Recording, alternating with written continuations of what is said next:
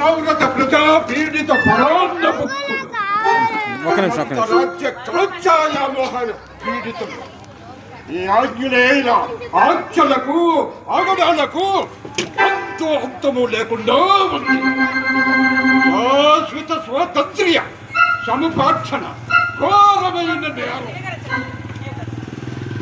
అది కోరొద్దంటున్నారు.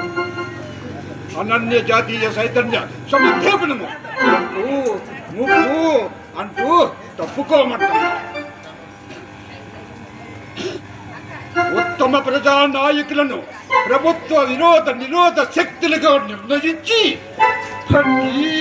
కొట్టి కారాగారంలకు నెట్టిస్తున్నారు. నిరంతర నిర్మల ధర్మమూర్తులైన దేశభక్తులను దేశ ద్రోహులుగా ప్రకటించి పూరి కంబాలెక్కిస్తున్నారు.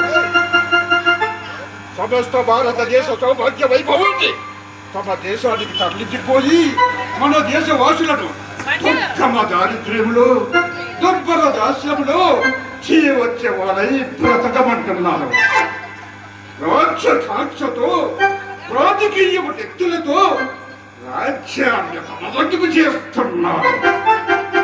మన నెత్తురుపైనే ఎదురు తిరిగేటట్టు చేస్తున్నారు.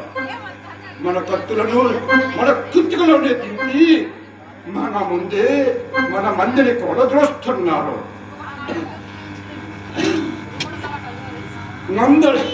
నందనవరంలో రాజ్యమైన మన దేశాన్ని అధోగతి పాలు చేస్తున్నారు. ఏమైనా ఇక ఆ నీచ ప్రభుత్వ నిరంకుశత్వ క్రూరత్వానికి మన ప్రజల శూరత్వం విద్వేషమై నిర్ధారణమైపోకూడదు.